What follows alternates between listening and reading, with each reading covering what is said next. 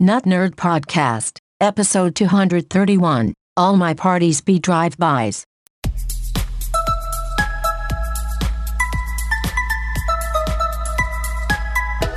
Welcome to the Notnerd Podcast. I am Nate Heath, and we are here to help you tech better. Here with me, as always, Mr. Dave Baylor. Well, hello, Nate. It's wonderful to see your smile and your big, long, kind of droopy mustache, I gotta say. It's the change in the humidity. Yeah. We know our listeners love it when we talk about the local weather, but it was very hot this weekend, and it cooled off, and is a little more humidity in the air today, so the mustache is struggling. Well, speaking of struggles, one of the things I want to remind everybody of is that even you and I, tech gurus extraordinaire, sometimes struggle and have issues with technology. And we just spent the last 40 minutes trying to get our Skype / Zoom / audio hijack / QuickTime / everything working properly, because it's not as intuitive as it really should be. And hopefully software and hardware manufacturers will continue to work hard to make the human element much easier. Yes. Because human interface guidelines are so important. It's different software is more confusing than others. They do updates, they change stuff. So all I wanted to say with this whole COVID-19, we're all in this together mantra that we hear everywhere is that, yes, even Nate and I are in this together with you, trying to figure out how to use technology remotely, because the fact of the matter is, it is not as good as it should be. It should be a lot better than it is. This is true. Well, our follow-up for the week, I did want to mention, we had talked about how the stock market had completely crashed, and then I saw in all my news feeds this week, the last couple weeks, all the quarterly reports have been coming out, and I just looked at Apple's stock. I'm looking right now. It is nearly back to where it was right at its peak. It has almost gained everything back. A lot of the tech stocks, especially, are moving quickly right back up to where they were before all this stuff started happening. In the quarterly results, most of them are pretty good. Apple did say this time that they're not giving any guidance for next quarter because they just don't know. But if you want that information, go find it somewhere else. It really, like we were just talking, we care about using the tech. We care about the experience of using technology and understanding it, not stock markets and that kind of thing. Yeah, that is true. And speaking of using technology better, you had some information about some features added to the McDonald's iOS app. Yes, I got an alert the other day that you can now utilize shortcuts on iOS with your McDonald's app. And what this will allow you to do is you can set it up in there. Let's say you always get the quarter pounder with French fries, extra ketchup, and large Diet Coke. You can set that up as a menu order, and you can say, "Hey Siri, order the usual from McDonald's," and it'll go in there and place it. And what's funny is my Siri turned on, and she's probably going to be like, "I don't." Option I see is McDonald's on Southwest. So she's trying to find McDonald's for me. Thank you, Siri. I think I'm good. Regardless of that interruption by my phone, this is either good or bad. It can make ordering fast food even faster for you. So if you struggle with eating too much fast food, maybe you don't want to implement this. Now, we'll do an episode sometime on Siri shortcuts. We've talked about it some over the past. Yeah. But the bottom line is you're able to set up these little recipes that you can use your voice to start. So you can have her, I don't know, you and I utilize this thing where we have Siri turn on the map, find the distance between me and where I'm going, and then send a text message to the person that we're supposed to be meeting with the estimated time of arrival, et cetera, et cetera. It's kind of one of those built-in Siri shortcuts. It's just good to know that app developers are continuing to add these things. It's completely random that McDonald's is the one, but if you want to order your food more quickly, then look into setting up a Siri shortcut now, and hopefully other fast food apps will be quick to follow. Very nice. Apple has formally announced that their Worldwide Developer Conference will begin virtually June 22nd. So this is the one time a year they usually have a big keynote, announce some new things, announce what the new versions of the operating systems in the fall are going to look like. And this year it's all going to be virtual, so it'll be interesting to see how all of that works out and what they have in store for us. Yeah, I'm looking forward to it. This is typically where, you get a sneak peek at what the next iOS and Mac operating system is going to look like, what new features they're going to have. And then, of course, developers and those who don't practice good self-control will go out and install the betas on all of their Yes. devices and then suffer through the consequences of that for months and months to come until the official release comes out. I used to be in that ball game where I would always update my devices to the betas, and then I would complain about it for the next 4 months going, why is this not working right? It's broken. So anyway, WWDC is something to look forward to, especially when there's not a lot of news going on right now. Yeah, and as far as developers are concerned, it will be much different because they all congregated there and went through these different sessions for topics they were interested in, and would be able to communicate with people that work at Apple and just really get feedback and all this good stuff.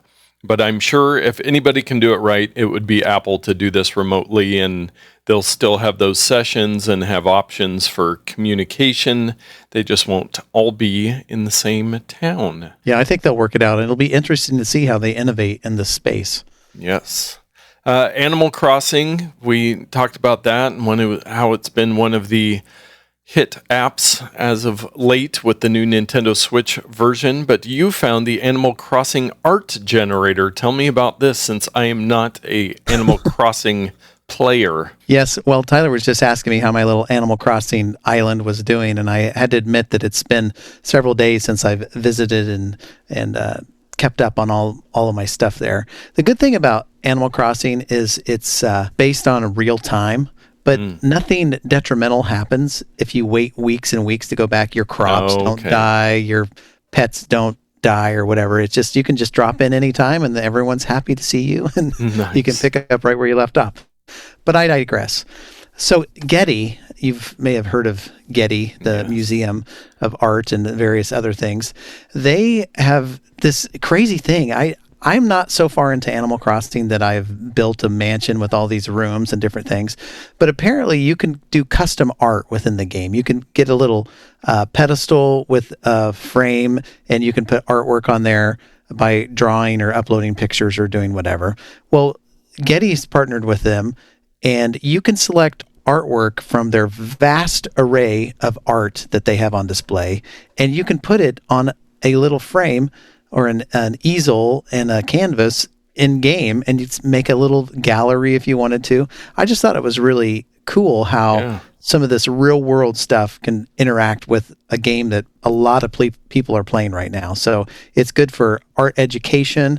It's good for culture. And of course, it isn't a value add to all the users of the game, so they can do something kind of fun and cool. So if you are playing Animal Crossing and you're into art, you might check out how to do it. Now, I have not tried this out yet because I'm not at the point in the game where I think I can do it, but I'll try to do it this week and follow up with you guys next week and see exactly what my experience is. But it would be nice to kind of spruce up my house with some of these famous works of art. Yeah. Interesting partnership to have fine artworks and Nintendo Switch video games. It's just not something you would normally think of, but I like it. You also found Spotify listening together. Is this similar to that feature that nobody used where you could scroll through Instagram together, only this time it might actually be useful? I don't remember the Instagram one. I remember the Netflix party where you could watch a movie together or whatever. This is a little bit different. It's a website you go to, and it will show you 2 points on a globe. Yes, all you flat Earth people out there, the Earth is a sphere, but it'll show you 2 points on a globe of two people who are listening to the exact same song at the exact time. And so if you visit the website and you hit explore, and I love geography and all this stuff, and so even they've done a really cool virtualization of the globe. It's kind of in this cartoony style. So I can see right now in Seattle, Washington, and Minneapolis, Minnesota, two people who are 1,391 miles apart are listening to Tessele by... Stop. So, Ed Sheeran, photograph, Tel Aviv, Amarillo, Texas. Two people miles and miles apart are listening to the same thing. Let's see what the next one that pops up, Nate. Let's see. Do you have any on yours? I got El Tahar, Argentina, Sicko Mode by Travis Scott. And the person who is almost 5,000 miles away in New Orleans is listening to the same song at the same time. So this is the power of listening together at Spotify. It's just a cool virtualization or visualization of a globe, and another one just popped up. And so it's kind of this real-time experience. Now, I seem to remember when I looked at it before, I could kind of click, but right now it's just like on automatic mode, and it's just going through.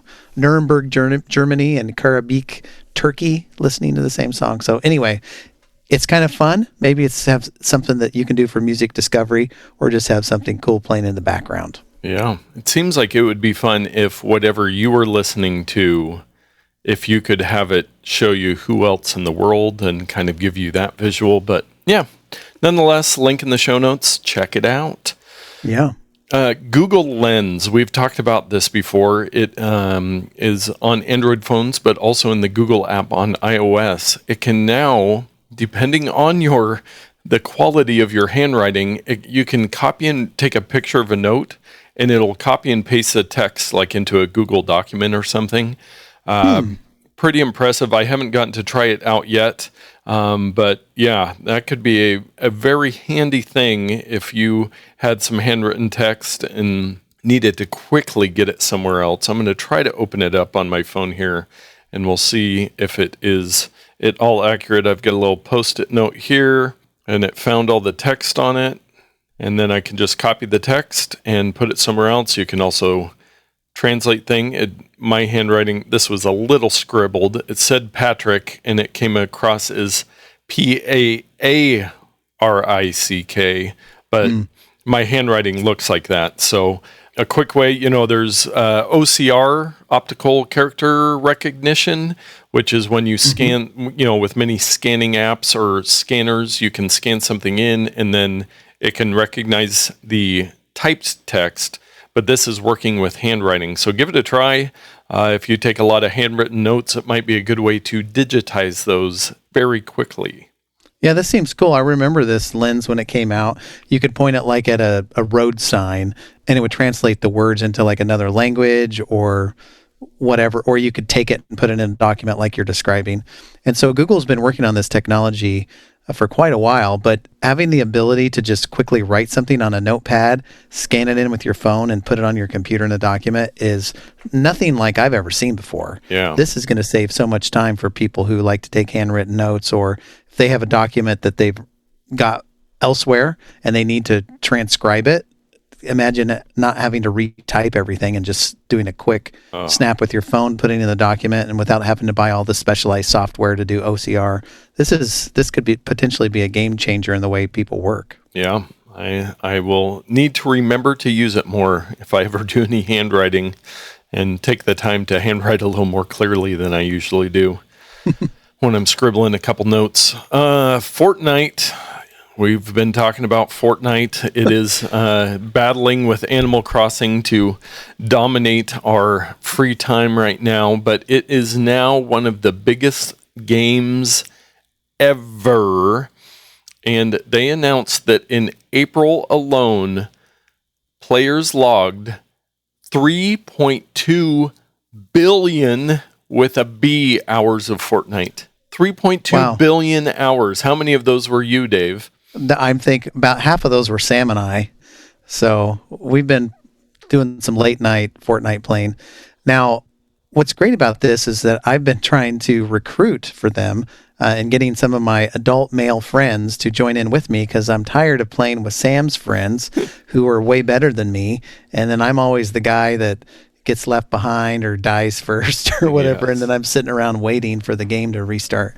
But so if you're out there and you want to play Fortnite, we can be friends and we can play together. Now, Nate, you've played a little bit. Have you turned it on lately? No, I have not. I did play for a while and was getting into it, just playing on my phone, and then I just ran out of time and went back to Candy Crush. It's a little more involved than Candy Crush is. Candy Crush is a little more passive. Yeah. So it's easier to make time for that. A little shorter games, too.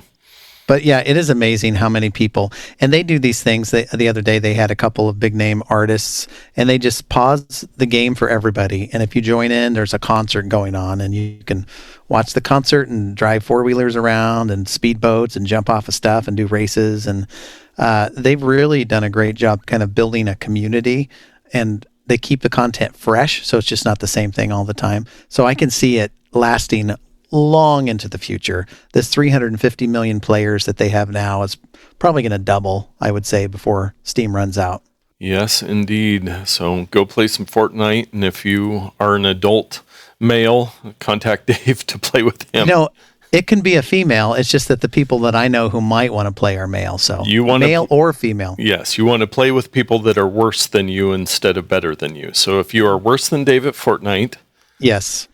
I appreciate you cutting kind of through the veil of what I'm really trying to do is to find people I can play with that I can beat. That's the real purpose. Yes.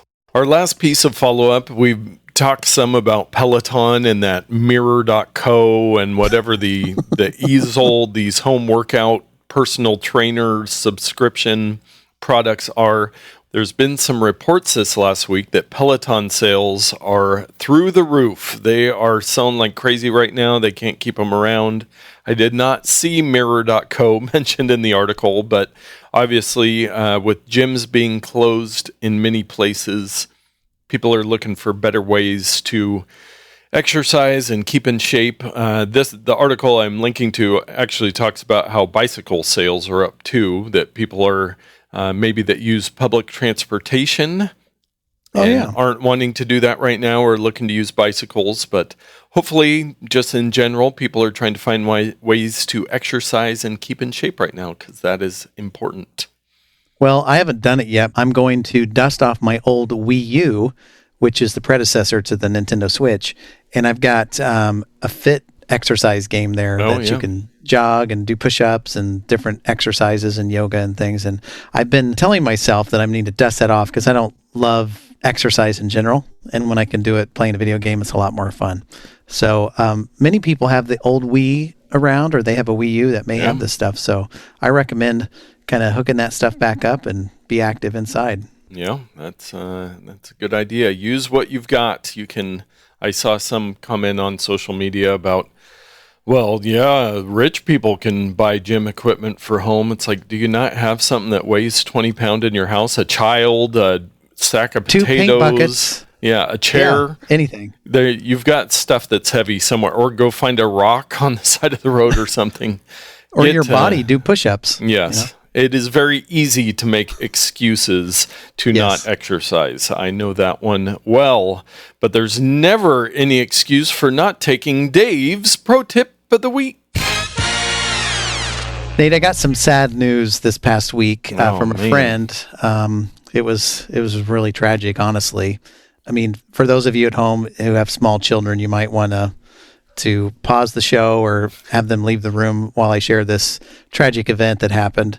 But a friend of mine bought an iPad this past fall, and through the course of COVID and different changes socially, their teenage son was using this, and through whatever course of events, the screen completely is shattered to smithereens.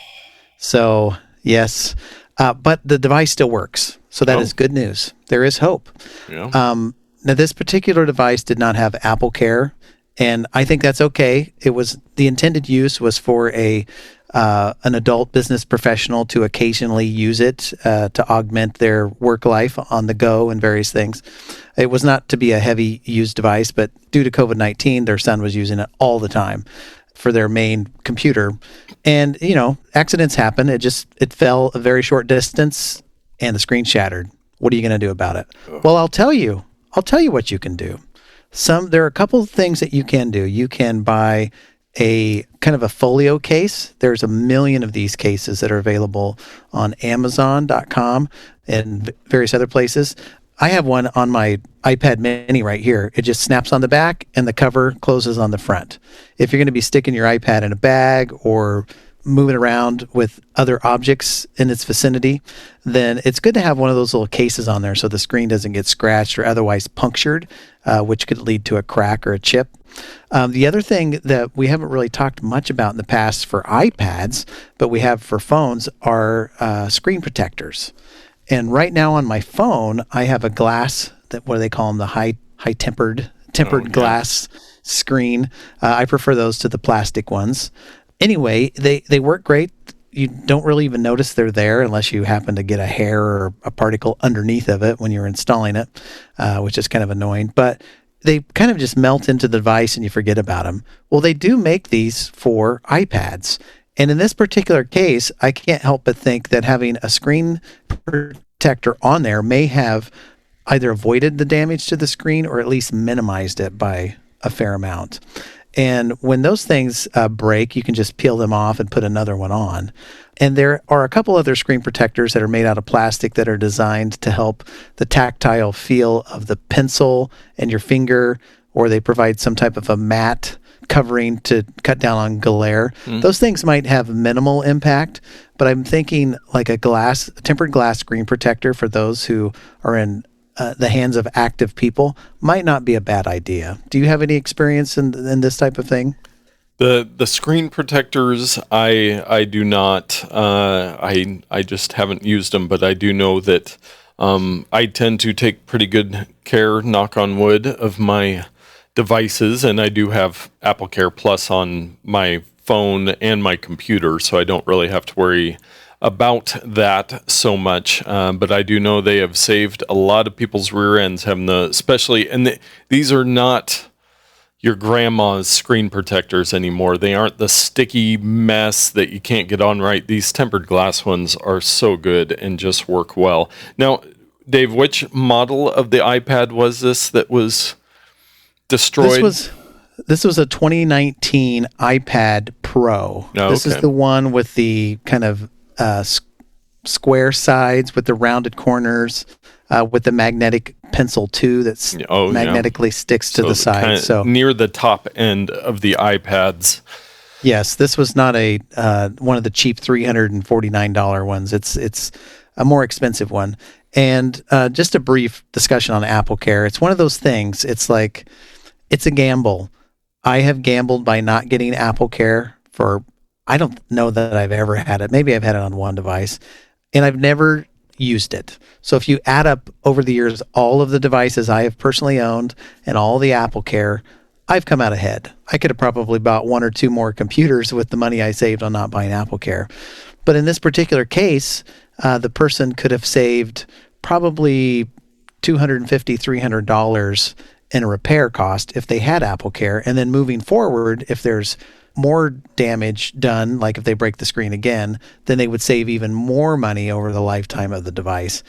And some real-time follow-up I actually looked up to try to see what the pricing is. So for a 2-year Apple Care Plus warranty on the iPad, it is $129. And if you have the Apple Care Plus, you get 2 free incidents of accidental damage within that amount of time. Any additional ones are $50. So in this case, it would have been free. And the out of warranty fee is $499. So you would have saved $370. Now, like you said, this person thought it was just going to be for business use. They didn't think they were going to need it. But if you figure $129, $5 a month to the possibility of it, when I bought my laptop, my friend gave me the recommendation, is there a small child in the house? Is it worth spending a couple $100, especially on the laptop and the iPad Pros, which are not cheap? I mean, you could say I told you so, but that is a judgment you have to make for yourself. If it's going to be out and about, or if there's going to be a chance that you might break something, it might be worth looking at. Only $129 for a 2-year Apple Care Plus warranty, which could help out. Or, like, if you're careful, you go through and it's $129 you didn't have to spend. Much like most insurance. It's risk analysis. Exactly right. It really highly depends on you personally and your situation and the situation around you.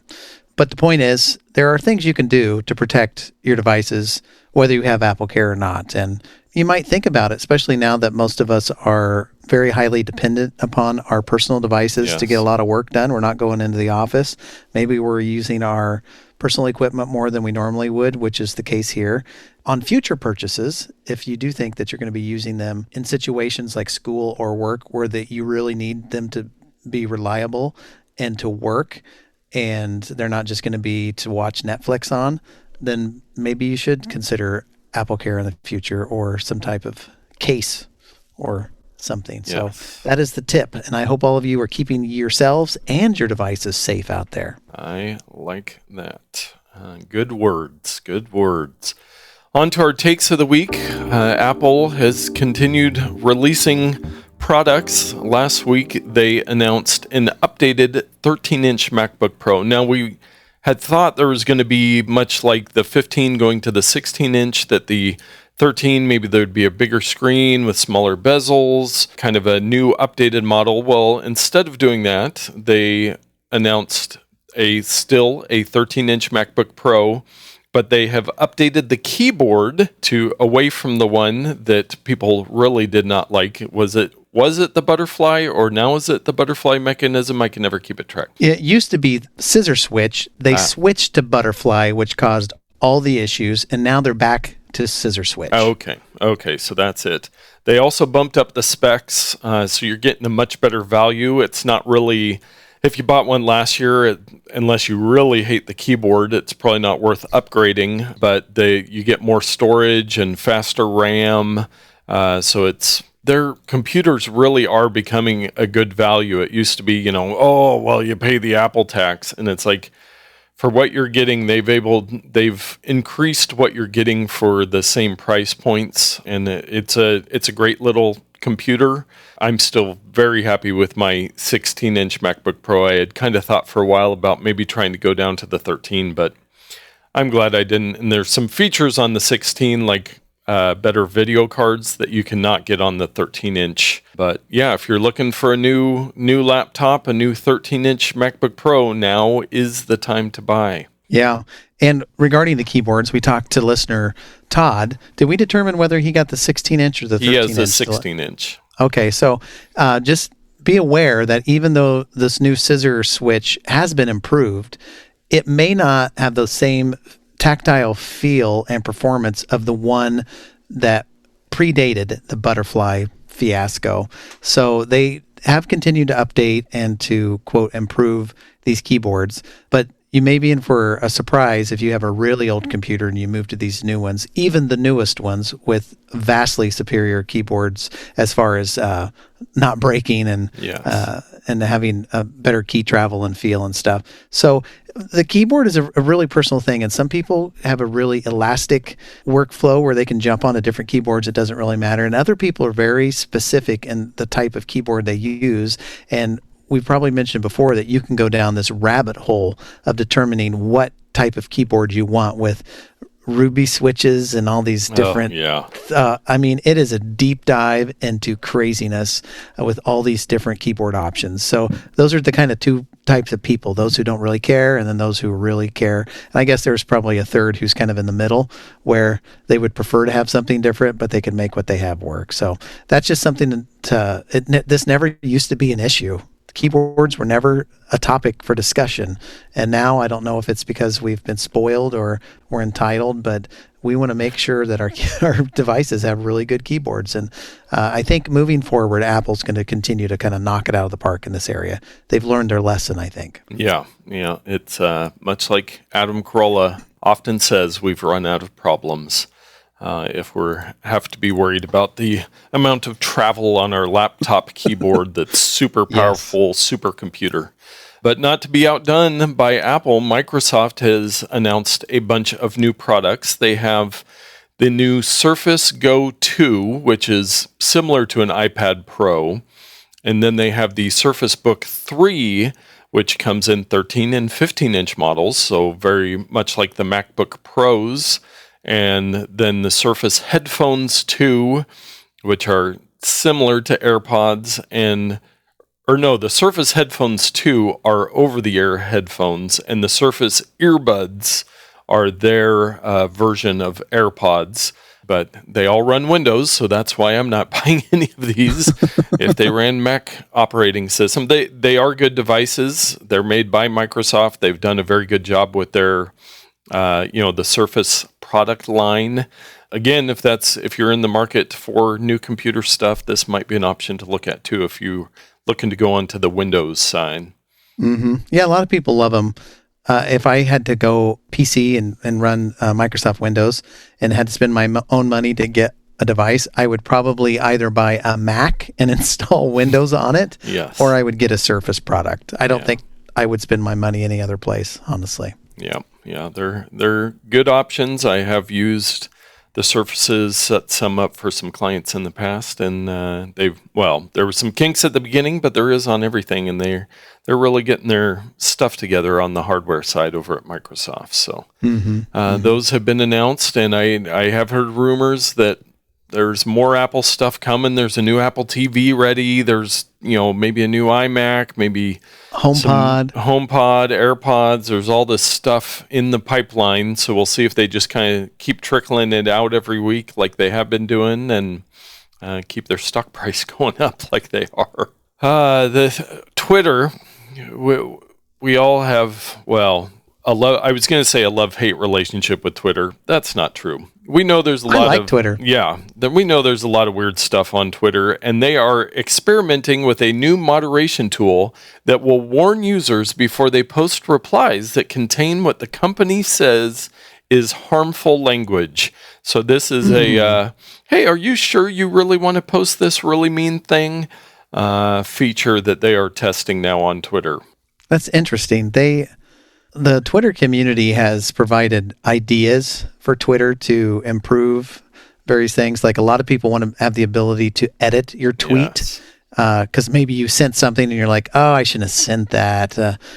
Only thing you can really do is delete it. But once you delete it, you really can't delete it. Yeah, it's still there. It's still out there somewhere. So like editing would be a very useful tool. And then there are some moderation ideas that people have put forth, and Twitter just ignores them. They're like, nope. And then they come up with this completely weird thing that no one even asked for. Well, what if we warn you when you're going to tweet that the stuff's going to be harmful? Do you really think that the people who are doing hate speech and these type of things are going to heed the warning? I think they're completely aware that they're sending out hate speech. They want to do it. That's why they're doing it. It would not fix the worst of the worst. It might help you if you've sitting around and had a couple drinks and want to get mean to somebody in a reply. Here's the official tweet from Twitter support referencing it. When things get heated, you may say things you don't mean. To let you rethink a reply, we're running a limited experiment on iOS with a prompt that gives you the option to revise your reply before it's published if it uses language that could be harmful. Now, this is the problem, is how do you test this? It's like, oh, I want to say something really mean and inflammatory to this person, and then it doesn't work. Yeah. And you're like, oh, shoot, it went out. That's perfect. Yeah, you don't have the experiment on yours, and so you just start sending out all this hateful stuff trying to find it. Yeah. Oh, that's but yeah, if it can make Twitter a little happier place, I saw some tweets yesterday, completely out of the blue, random stuff to somebody I followed that was just horribly, you're the worst person ever. Why do you even, exist, kind of a thing? And it's just like, people, what does that help? Do you think you're really gonna? No, that's true. We've maybe talked in the past. I know I'm aware of them. Wink brand smart home devices. They've been around a couple of years, and I heard good things about them, but a lot of people are saying maybe this Twitter thing was just for responses to Wink's announcement that after, you bought their devices, you could do all these automations and set up your smart home. Well, now they've said that to keep development going, you have to pay them $5 a month to keep all of this stuff working. Nice. The old bait and switch. Yes. And I did see on Twitter somebody tweeted out their press release and said, and here is their corporate address if you want to ship some of your products back because they're going to stop working unless you give them money. It's, I mean, I understand it does take money to keep things going, but it does not seem like that's the way to do it. It's much like the Sonos, trying to force people to upgrade their devices. You get kind of stuck. The company gets stuck between a rock and a hard place because they're running out of money. And they want to keep doing stuff, but at the same time, just telling people, hey, your stuff stops working unless you give us $5 a month. What usually happens in these cases like this is that a company will be sold and bought by another company, and it's the other company that's like, you know what, we hate your business model. Yeah. We're going to change everything up, and the customers are the ones who lose in that. Much like my automatic mileage tracking device that stops working at the end of the month, which... Yes. They needed some code off the device before I could apply for the rebate of the this, of the that. We'll see if anything happens with that. But yeah, so if you have Wink smart home stuff, make sure you check into that, because if you're relying on that stuff to work with the automations you have, starting May 13th, the day this episode comes out, it will stop working. So, and speaking of not working, there was a Facebook bug that wreaked havoc on some popular iOS apps. So, Dave, you probably had a big I told you so on this one. So their standard developers kit, which many apps use for like being able to sign in with Facebook or some of the other features, Facebook had an issue with one of their servers. And so many popular iOS apps like DoorDash, Spotify, TikTok, and Venmo, I've heard of a couple of these. Yeah, suddenly just started crashing. And if you go down the list, the Walmart app, Google. Maybe you've heard of Google. Yeah. So I have a personal practice, and I haven't really pushed this agenda very often on this show. You typically are offered choices these days when you have an application, and they're like, hey, create an account, or just sign in with your whatever account, your Facebook or your Apple or your Google or whatever. I have to date eschewed that every time. And I've always had this suspicion that, well, if Facebook goes away, then how do I access my accounts or whatever? And it's like, I don't even want to play in this. And it's probably an issue of control for me, where I want to have control over the login. And I have a really good system in place, I feel like, with my username and passwords, where I have unique passwords for all my different services that I use. It allows me to log into these services quite easily without a lot of friction. And I know a lot of people use these auto sign-on things or partner sign-on apps to eliminate that friction. And I've never really had that. So my point is, I'm going to recommend to all of you out there, and no one will listen to me, but whenever you're signing up for a new service to use, just use your email, create a unique, strong password, and do it that way. Forget the Apple sign-on, forget the Facebook sign-on, forget the Google sign-in.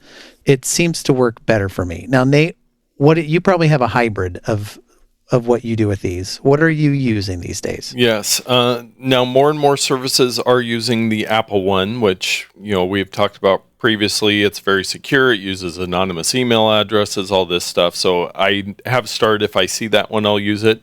But I am the exact opposite. I use Facebook or Google every single time to sign up for a service. And this, interestingly, this one, part of it is the sign in with Facebook, but any app that used Facebook's standard SDK, it has all kinds of other features for people so that they can, track ad campaigns that they're doing with Facebook and all this stuff. So even if you don't use the sign in with Facebook, this problem was still happening. Even if the app doesn't use it, if they just use the Facebook SDK for some of the other benefits there. So there's some old saying, something about eggs in a basket or something. I don't remember. It's kind of an obscure little observation about too many eggs in one basket. I don't know. Yeah. Look it up online. Something about that. Yeah. So use at your own risk. But this one, it seems like it was something that messed up on Facebook's side. There's not much that you could do about it on your side. But yes, take Dave's advice or take my advice on how you sign up for new apps. I will do my email as well if it's something not as well known or looks a little sketchy, just so that it's not might not take more information, but even with that, especially with Apple coming out with their super secure one, Facebook and Google have had to kind of pull back the reins on what their single sign-on can do just because Apple makes them look bad with their security stuff.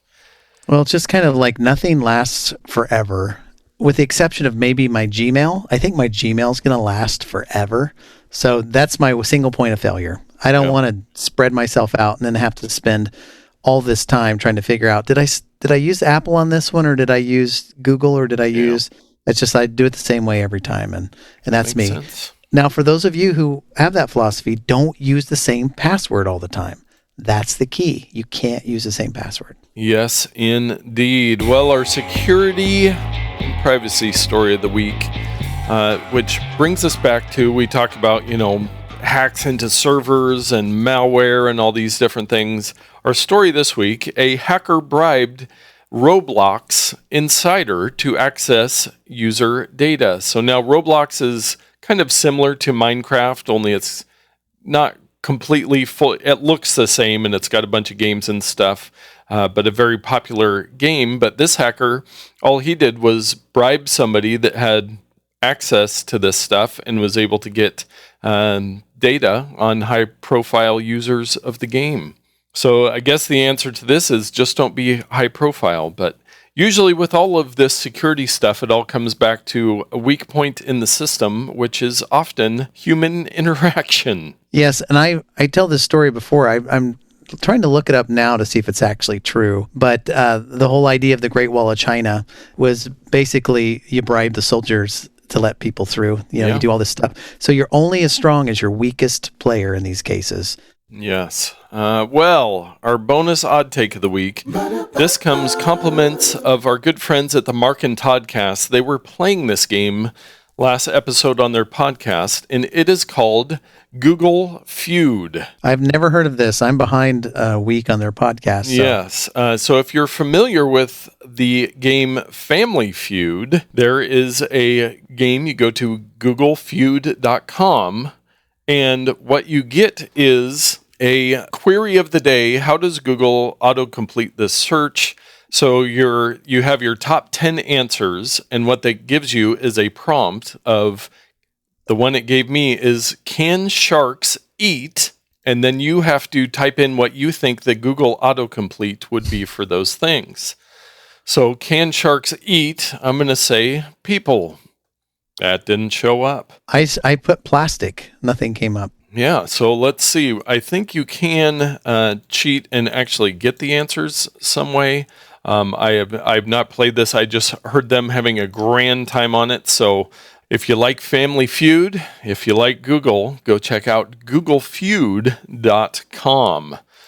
They also have photo complete, multiple choice, classic, basher, switch regions. So you could go to India and try to get what they're doing over there. So yeah, just a fun little game online. I'm trying to think though of something that can sharks eat. I got one right. Can sharks eat other sharks? Ah, and nice. I got that. So this doesn't tell you the answer. It just tells you whether people have searched for this, right? Yes. So it's what the autocomplete would come up. It's not necessarily. I got number 2, which is whales.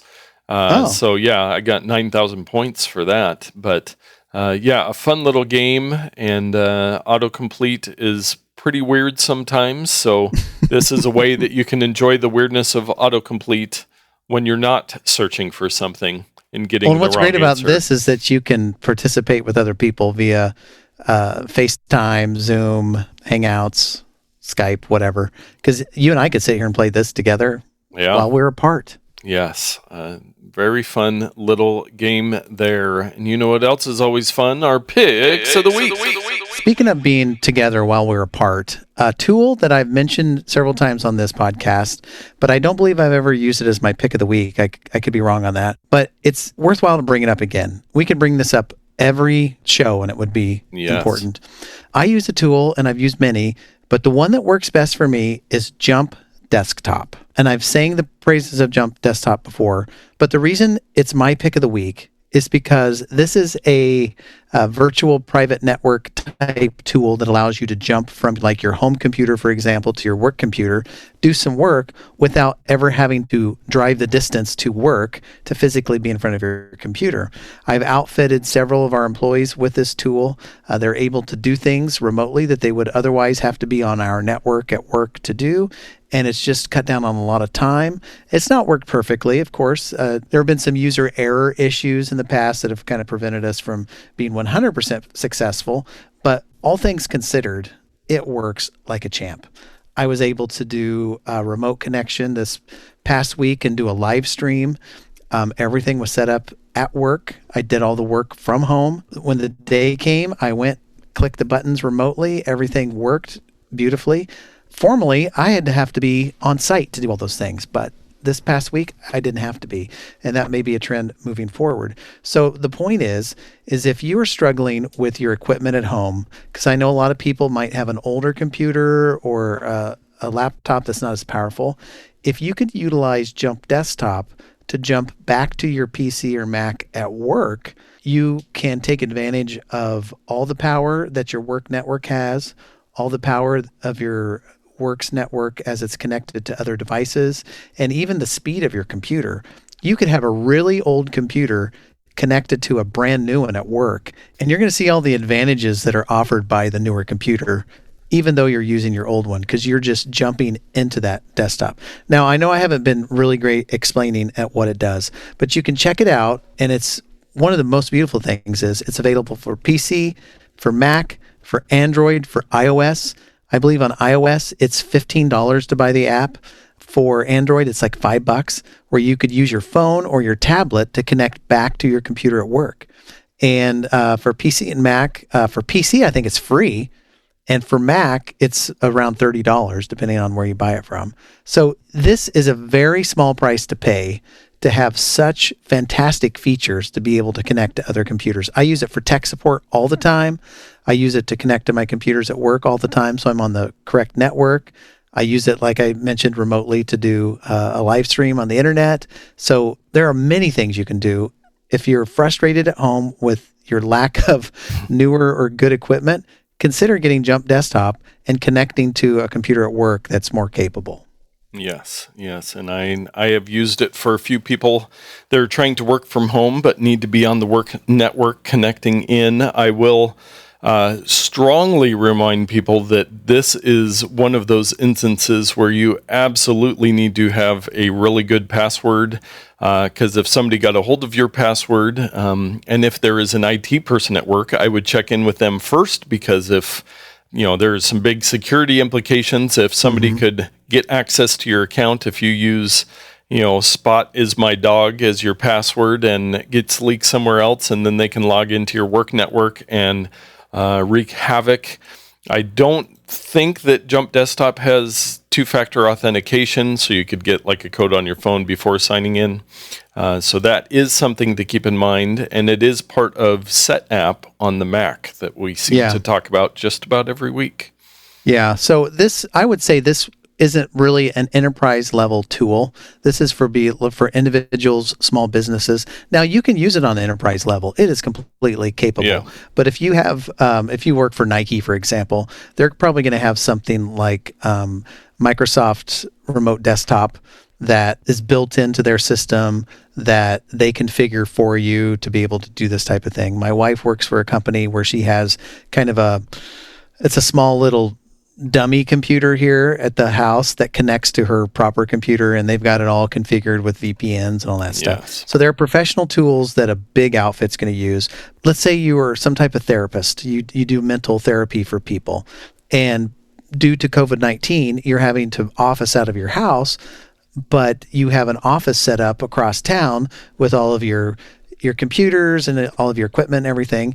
Well, you may want to just use your iPad or laptop to go into that computer at work, do your stuff like you normally would, and then turn it off for the day so that you can kind of have this separation of work and home life where you're not even using work-related stuff on your home computer due to like security and privacy concerns. Yeah. You can remotely connect to it. That way, none of that information or data from your therapy office makes it into your home environment. So there are lots of different reasons to use it. Yes, I like it. Well, for my pick of the week this week, it is a device that I don't even know if I told you about, Dave. I've had it quite a while. It was given to me as a gift, and I've been using it a little bit more recently with some of the stipulations in place right now. Birthday parties have transferred from going to the local pizza joint to driving down the street and decorating your car and doing drive-by birthday parties, which we've been involved in a couple. And being the DJ that I am, I wanted to play some music, and I didn't want to have my stereo turned up because then I wouldn't be able to hear. So I pulled out, all that to say, my Bose SoundLink Micro portable Bluetooth speaker. Now, this is it's about the size of, a coaster and about an inch thick or so. If you have like an Apple TV at home, yeah, it looks kind of like that size. Yes, and it is Bose, which we've talked about is kind of like the elite. Maybe someday we could afford something Bose. Well, this was given to me from a friend of mine. He had an extra one and let me have it. And so the actual model is the Bose SoundLink Micro. So it charges up with USB. We've talked about Bluetooth speakers like this before. I bought some cheap ones that worked all right. But I will tell you this, there is something to be said for Bose. The way their app works, the way it just, a lot of them you have to like hold down the power button for, 7.5 seconds to turn it on. If you don't, it wipes the whole thing and you have to reconnect. This one, you just press the button. She tells...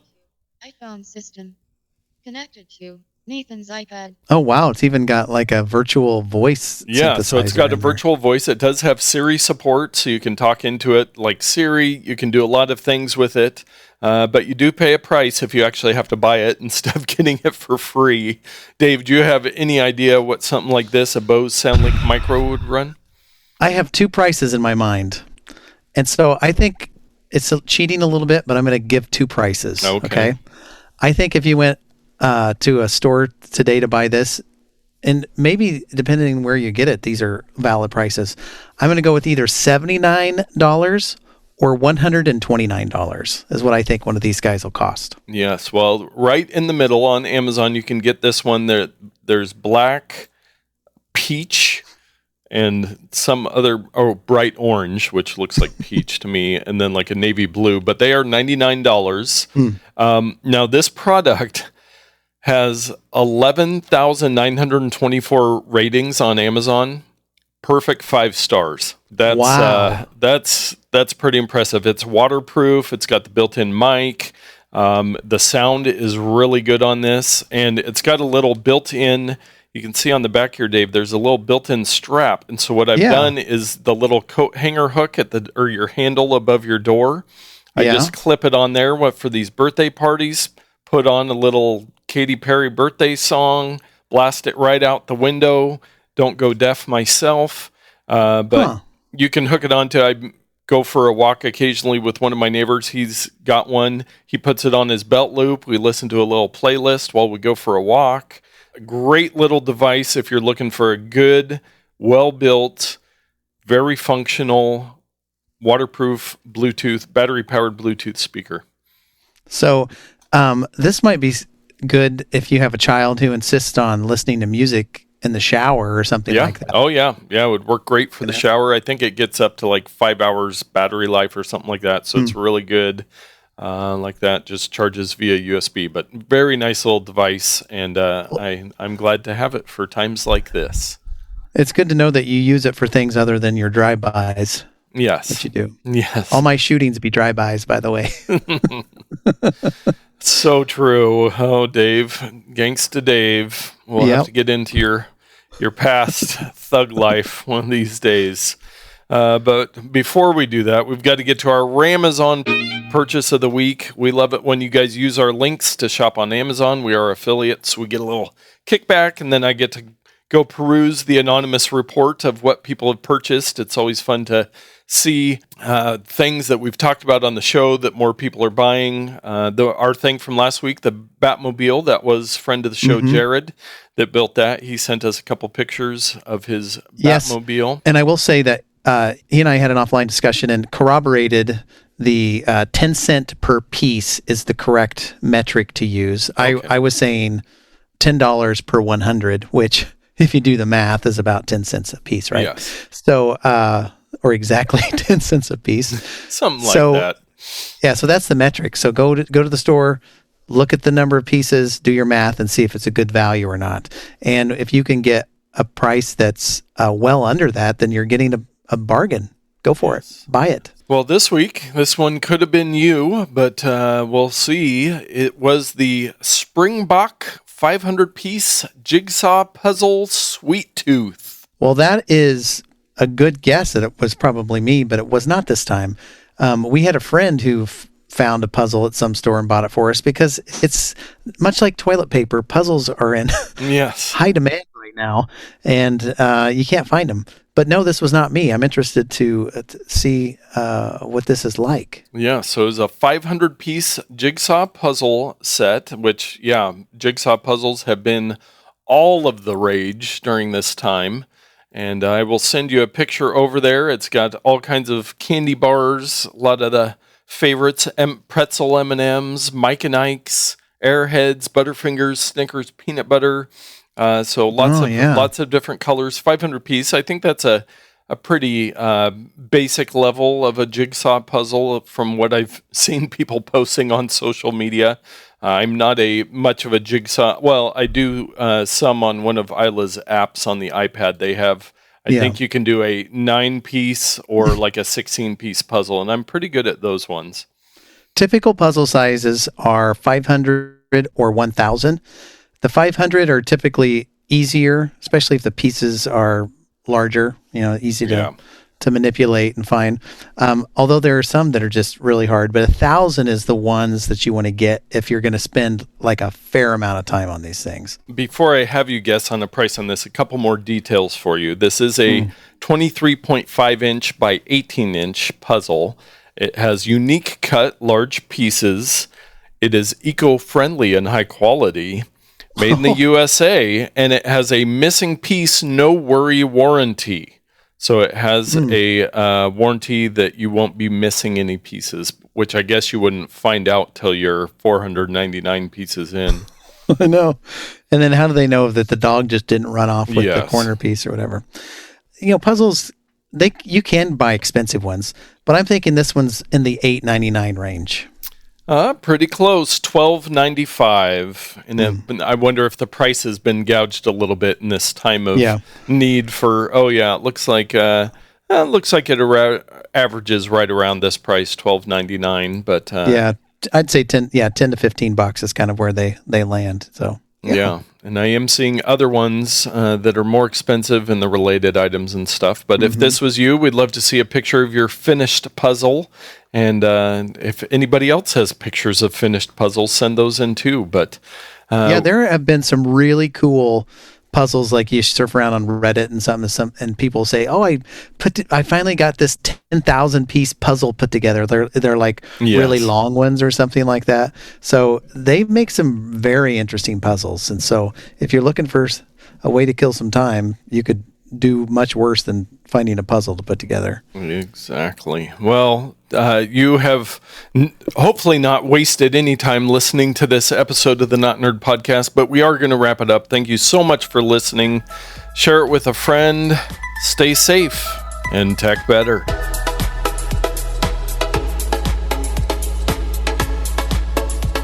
Okay, there was a checkbox I needed to uncheck for Zoom settings. Okay, jeez. Mute microphone to temporarily unmute. Okay, so I think, Lord willing, okay, let's do this dang thing already.